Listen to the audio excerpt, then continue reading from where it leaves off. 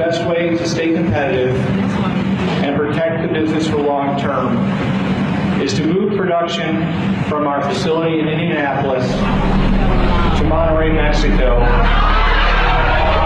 But we're not going to let them just take our companies out, fire everybody. These are people with Carrier for many, many years. We're not going to let it happen. He's going to bring all these jobs back. Well, how exactly are you going to do that? What are you going to do? I will be the greatest jobs president that God ever created. I tell you that. He just says, well, I'm going to negotiate a better deal. Well, how exactly are you going to negotiate that? I mean, if he could come here and save these 1,400 jobs here tomorrow, I'll gladly vote for him again. What magic wand do you have? Late tonight, CNBC broke news. Trump is heading to Indianapolis this Thursday to announce a deal that would apparently save 1,000 jobs. Carrier confirming that report, tweeting out late tonight, we are pleased to have reached a deal with President-elect Trump and, this is key, VP-elect Pence to keep close to 1,000 jobs in Indy. More details soon. What magic wand do you have? And usually the answer is he doesn't have an answer. And more importantly, I heard Mike saying about what happened today in Indiana. We're going to do that all over the country. We're going to do it all over. Carrier, thank you, Carrier. Is Ford just announced they're doubling down. They're going to build much more in Mexico. We can't allow it to happen anymore. We're not going to allow it to happen anymore. What magic wand do you have? President-elect Donald Trump taking credit for keeping a Ford auto plant here in the United States. He hit the motor company hard on the campaign trail, criticizing Ford for shipping jobs to Mexico. Now, Ford Chairman Bill Ford is extending an olive branch, calling Trump this week to let him know that the automaker is shelving a plan to move production of one of its vehicles from Kentucky to Mexico.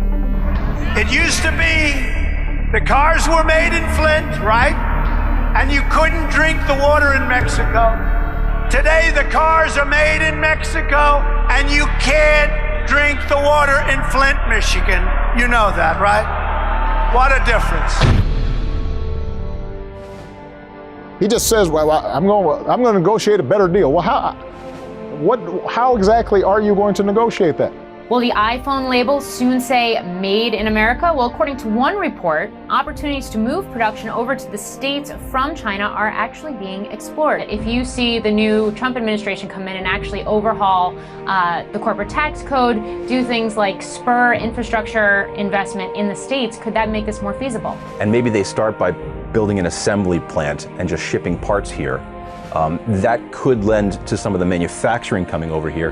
And if Apple can jumpstart some of that and get some of this going, sure, I think it would be very reasonable for other companies to say, we like to say made in the U.S. as well.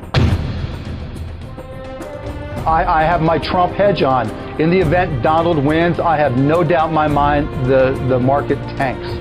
One analyst said markets were reacting like the four horsemen of the apocalypse just rode out of Trump Tower. Today, what do you make of what we saw last night and really now what we're seeing today? Who would have thunk it? A huge market rally after Trump is elected president. The stock market has rallied, reaching new heights at each close. By the end of the day, the Dow Jones Industrial Average was up about 255 points. The Mexican peso plunged more than 13% against the dollar in chaotic trading. Trump's proposed policies are considered deeply negative for the country. We're going to win with trade. We're going to win with health. We're going to win at so many levels.